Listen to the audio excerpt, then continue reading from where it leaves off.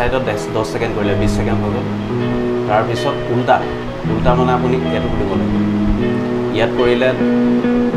10 second এটো কৰিলে 10 second তাৰ পিছত আহিলে এত আছে আঙুঠা মানে আমাৰ এই আঙুঠি হেৰিটো অলপ ভালকৈ গোটেই চুকোনটো হেৰি কৰাকে আমি এই কামটো কৰিব লাগিব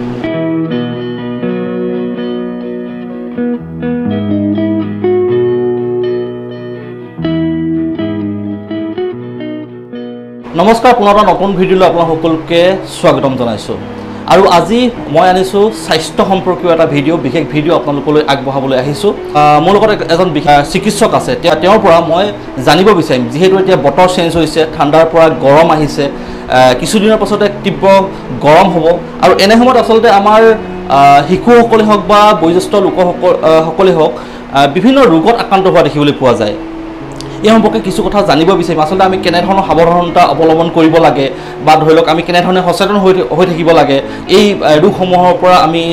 ৰক্ষা পাবৰ কাৰণে সেই সম্বন্ধে কিছু কথা জানিবৰ কাৰণে চেষ্টা কৰিম নমস্কাৰ মই doctor Keshabjyoti Chutia general physician sir মই আপোনাক জানিব বিচাৰিছোঁ যিহেতু এতিয়া বতৰ চেঞ্জ হৈছে লাহে লাহে ঠাণ্ডাৰ পৰা গৰম আহিছে বৰষুণো দিছে আৰু কিছুদিনৰ পাছতে তীব্ৰ গৰম হ'ব এনে সময়ত আচলতে কেনেধৰণৰ এই ৰোগসমূহৰ পৰা আমি প্ৰতিকাৰ পাবৰ কাৰণে বা সচেতন হৈ থাকিবৰ কাৰণে যাতে আমি ৰোগত নপৰোঁ তাৰ বিষয়ে যদি আমাক যদি আজি অকণ কয় হয় এইটো বহুত এটা গুৰুত্বপূৰ্ণ প্ৰশ্ন একচুৱেলি ভাল প্ৰশ্ন বুলি কওঁ কোৱা হয় যে মানে প্ৰিভেনশ্যন ইজ বেটাৰ দেন কিউৰ এতিয়া আমাৰ আহিব লগা দিনবোৰত গৰম দিন আহি আছে এই দিনখিনিত শিশুৱে হওক বা এডাল্টে হওক যিখিনি মানুহৰ মেক্সিমাম বেমাৰ এইটো ছিজনত হয় ধৰক জ্বৰ হয় ডায়েৰিয়া হয় মেক্সিমামটো এইখিনি বেমাৰে হৈ থাকে আমাৰ লোকেলিটিত এতিয়া ধৰক গৰম দিনৰ বেমাৰ বুলি ক'লে আপোনাৰ জ্বৰৰ আহিব জ্বৰৰ ভিতৰত পৰিব আপোনাৰ মেলেৰিয়া আমাৰ এইবোৰ মেলেৰিয়া প্ৰৱণ মানে এলেকা হয় মেলেৰিয়া ডেংগু বা জাপানিজ এনকেফেলাইটিছ এইখিনি প্ৰাদুৰ্ভাৱ হয় আমাৰ জেগাত এই ছিজনত তাৰ উপৰিও ডায়েৰিয়া হয় এইটো বেয়া পানীৰ পৰা ধৰক বা হেণ্ড হাইজিন ভালকৈ নহ'লে হাতত লাগি থকা জাৰ্মখিনি মুখত খোৱাৰ কাৰণেও হয় গতিকে এই বস্তুখিনিৰ পৰা আগতীয়াকৈ পূৰা মানে হেৰি সাৱধান হৈ থকাটো জৰুৰী হয় গতিকে এই প্ৰথম কথা হ'ল হেণ্ড ৱাশ্বিংটোৱে মানুহক বহুত বেমাৰৰ পৰা আগতীয়াকৈ প্ৰতিৰোধ ব্যৱস্থা এটা কৰি ৰাখিব পৰা যায় কাৰণ হাতখনৰ মাধ্যমেৰে আমাৰ মুখলৈ যায় বস্তুবিলাক বা চকুতো কিছুমান তেনেকৈ ইনফেকশ্যন হ'ব পাৰে গতিকে আমি হাত ধোৱাটো নিয়ম কৰিব লাগে যিকোনো কাম কৰাৰ আগত পাছত বা মুখ খোৱাৰ আগত খোৱাৰ পাছত পায়খানা কৰাৰ পাছত বিশেষকৈ বা কিছুমান লেতেৰা বস্তু চোৱাৰ পিছত এই হাত ধোৱাৰ নিয়মটোৱে আমাক বহুত বেমাৰৰ পৰা আমাক হাতৰাই ৰাখিব পাৰে এই কৰোণা ভাইৰাছৰ সময়ত যিহেতু COVID-19 সময়ত আমি হাত ধুবলৈ শিকিছিলোঁ কিন্তু দেখিবলৈ পোৱা গৈছে যে লাহেকৈ এই যিটো আচলতে সচেতনতা আকৌ নাইকিয়া হৈ গ'ল মানুহৰ মাজত এতিয়া হাত ধোৱাৰ কিছুমান আপুনি কৈছে যে নিয়ম আছে এই নিয়মখিনি আচলতে কেনেকুৱা হাত এখন এনেই আমি পটককৈ ধুই থৈ আহোঁগৈ কিন্তু হাত ধোৱাৰ কিছু যিহেতু চিকিৎসক মানে এটা নিয়ম আছে সেই নিয়মটো যদি আপুনি আমাক দৰ্শকসকলক অকণমান যদি বুজাই দিয়ে এইটো এটা ভাল প্ৰশ্ন কৈছে আপুনি কিছুমানেতো এনেকুৱাই ভাবে যে মানে কৰোণাৰ সময়তে হাতটো ধুলোঁ বা সেইটো কৰোণা হ'লেহে ধুব লাগে এনেকুৱা ধৰণে ভবা মানুহ আছে কিন্তু সেইটো নহয় আমি ডে টু ডে লাইফত সদায় মানে খোৱাৰ আগত খোৱাৰ পাছত পায়খানা কৰাৰ পাছত যিকোনো লেতেৰা বস্তু চোৱাৰ পাছত আমি হাতখন ভালদৰে ধুব লাগে আৰু হাত ধোৱাৰ নিয়মো আছে এটা নিয়ম ধুনীয়াকৈ বনাই থোৱা আছে সেই নিয়মটো আমি প্ৰত্যেকবাৰ হাত ধুওঁতে সেই নিয়ম অনুসৰি আমি 2 মিনিট হাত ধুব লাগে তাৰো 6টা ষ্টেপ আছে এটা ষ্টেপ মানে 20 ছেকেণ্ডকৈ তেনেকৈ আপোনাৰ 6টা ষ্টেপ আছে 120 ছেকেণ্ড মানে 2 মিনিট হয় অকণমান যদি আপোনাক দেখাই দিয়ে দৰ্শকসকলক অকণমান হাতৰ ধোৱা পদ্ধতিটো আপোনাৰতো আমি সুমনকে বুলি কওঁ SUMANK হাত ধোৱাৰ নিয়ম এইটো আমি 20 ছেকেণ্ডকৈ কৰিব লাগে প্ৰথমটো S ফৰ সুমনৰ প্ৰথমটো এছটো চিধা হিন্দী চিধা আমি হাতটো এনেকৈ লৈ চিধা এনেকৈ এইটো ছাইডত আপুনি 10 ছেকেণ্ড কৰিলে এইটো ছাইডত 10 ছেকেণ্ড কৰিলে 20 ছেকেণ্ড হৈ গ'ল তাৰ পিছত উল্টা মানে আপুনি এইটো দিব লাগিব ইয়াত কৰিলে 10 ছেকেণ্ড এইটো কৰিলে 10 ছেকেণ্ড 20 ছেকেণ্ড হৈ গ'ল ইউ হৈ গ'ল তাৰ পৰা আহিলে এম ফৰ মুঠি মুঠিটো আপুনি এনেকৈ 10 ছেকেণ্ড কৰিলে এনেকৈ 10 ছেকেণ্ড কৰিলে 60 ছেকেণ্ড হৈ গ'ল তিনিটা ষ্টেপ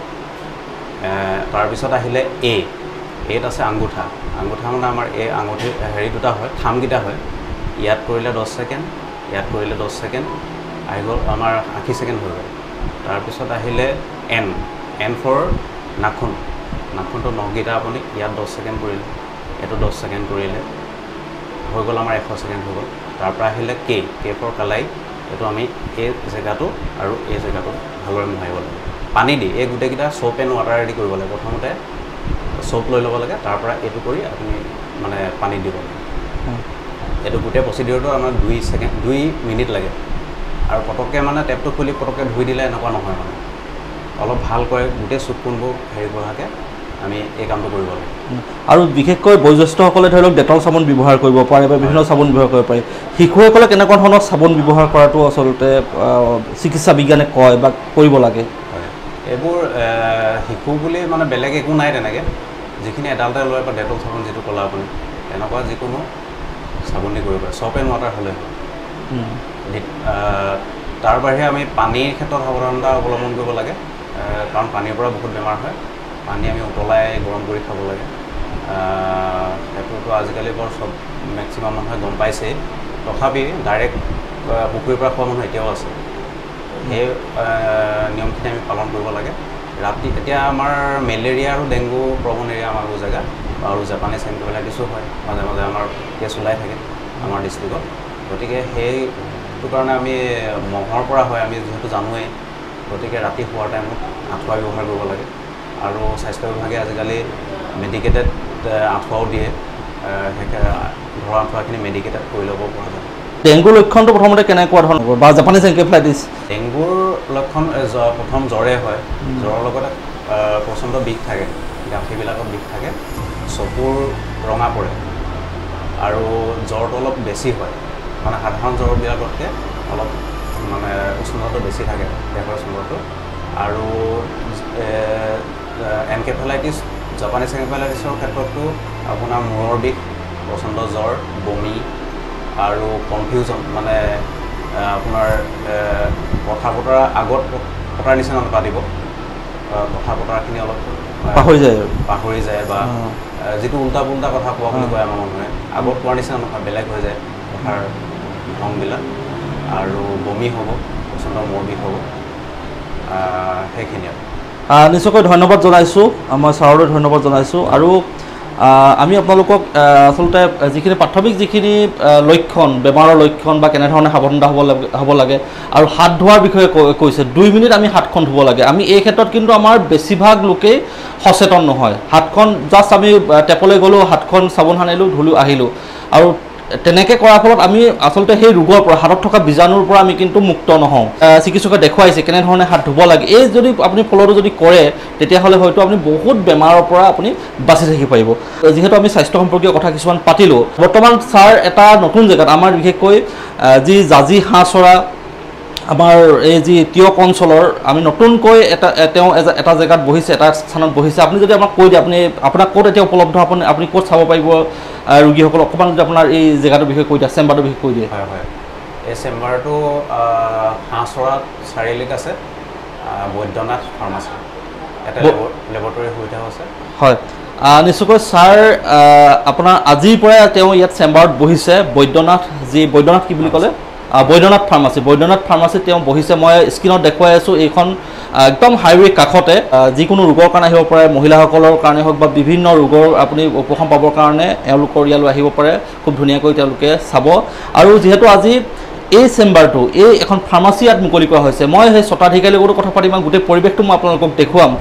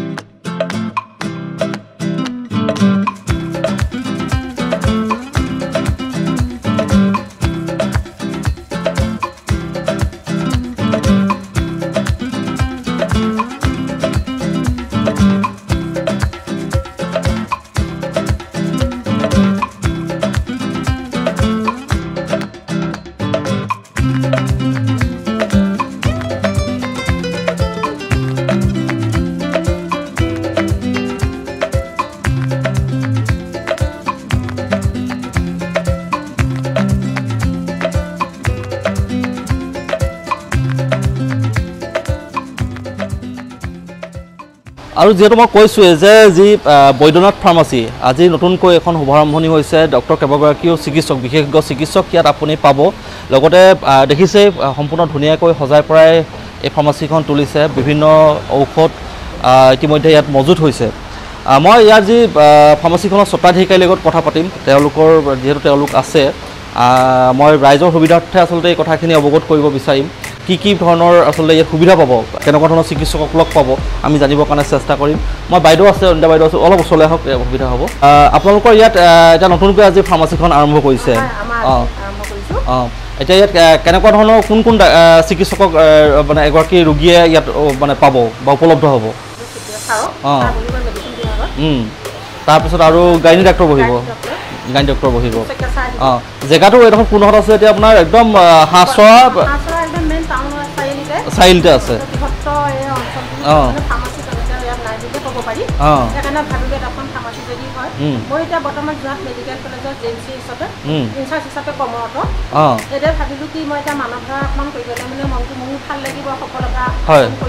হয় আপুনিতো আগতে পূৰ্বতে আমগুৰি যি CSC আমগুৰি সামূহিক যে চিকিৎসালয়ত তেওঁ কৰ্মৰত আছিলে GNM নাৰ্ছ হিচাপে আছিলে আৰু যেহেতু এতিয়া আপুনি এইটো এটা আপোনাৰ মানৱ সেৱাৰ লগতে জড়িত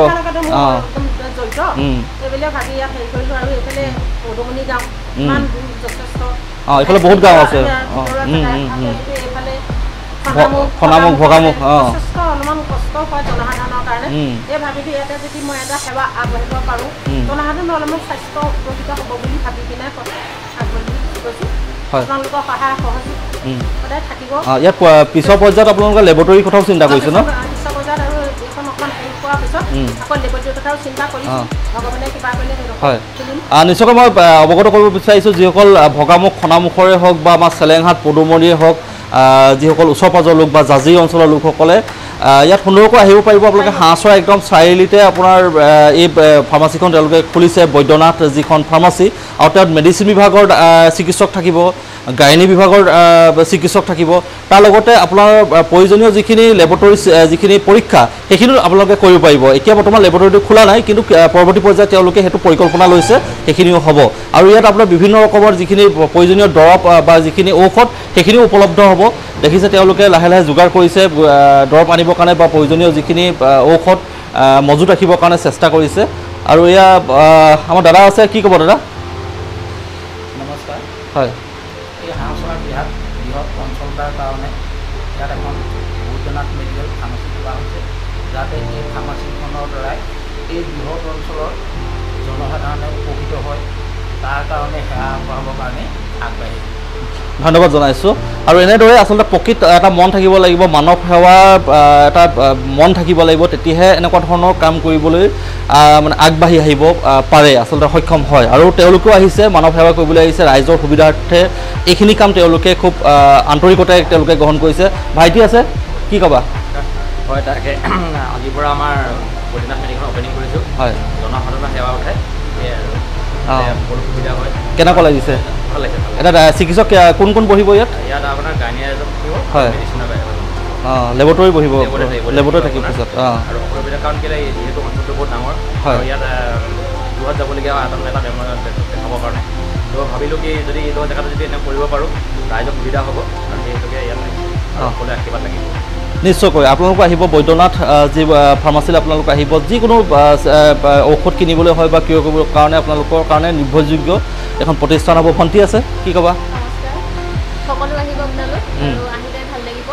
আৰু আজি কি দিনটো আমাৰ কাৰণে বহুতেই ভাল মা পাপাৰ এটা সপোন আছিলে যে ৰাইজৰ হকে তেওঁলোকে কাম কৰিব আৰু সেইটো কাৰণে আজি দিনটো আমাৰ কাৰণে বহুত ভাল আৰু সকলো আহিব ইয়াতে ডক্টৰ পাব গাইনী বিভাগৰ পাব আৰু মেডিচিন বিভাগৰ পাব ধন্যবাদ জনাইছোঁ আচলতে সপোন থাকে প্ৰত্যেকৰে আৰু সপোন থকাৰ কাৰণে সেই সপোনখিনি সেইখিনি পূৰ্ণ হৈছে আজি আৰু ইয়াত ফাৰ্মাচিষ্ট যিহেতু এগৰাকী ফাৰ্মাচিটো থাকিব মই ফাৰ্মাচিষ্টগৰাকীৰ লগতো কথা পাতিবলৈ চেষ্টা কৰিম শুভাকাংক্ষীও আছে আমাৰ কাষত আপোনাৰ পৰিচয়টো দি ল'ব মোৰ আমগুৰি ব্যৱপুৰী 8 নং ৱাৰ্ডৰ হয় শ্ৰীমান্ত গগৈ আজি বৈদ্যপুৰ ফাৰ্মাচী মূল্য আঁচনিবৰ কাৰণে আমাক অনুমোদন কৰিছিল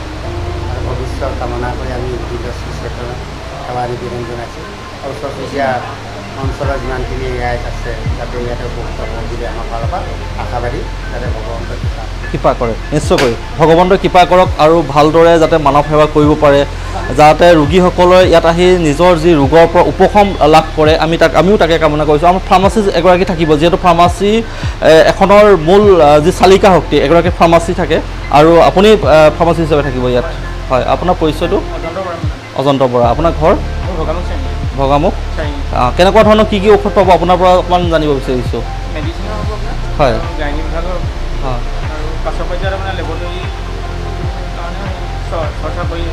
হয় হয় নিশ্চয়কৈ এনেধৰণে আপোনালোকে গাইনী বিভাগই হওক বা মেডিচিনৰ যিখিনি ঔষধ আপোনালোকৰ প্ৰয়োজন হয় সেইসকলে ইয়াত উপলব্ধ হ'ব ইয়াত পাব বৈদ্যনাথ যিখন ফাৰ্মাচিষ্ট আৰু আমিও আশা কৰিছোঁ যাতে বৈদ্যনাথ ফাৰ্মাচীয়ে নিজৰ যিটো লক্ষ্যত নিজৰ সেৱাৰ যি তেওঁলোকে সেৱাৰ মনোভাৱ লৈ তেওঁলোক আগবাঢ়িছে সেইখিনি তেওঁলোক সফল হওক ৰোগীসকল আহি যাতে ইয়াত উপশম হওক আমি তাকে কামনা কৰিছোঁ আৰু ভিডিঅ'টো আপোনালোকে শ্বেয়াৰ কৰিব লাইক কৰিব কমেণ্ট কৰিব আৰু মোৰ ইউটিউব চেনেলটো ছাবস্ক্ৰাইব কৰি ৰাখিব আৰু আপোনালোক জৰুৰ বৈদ্যনাথ ফাৰ্মাচীলৈ আপোনালোক আহিবই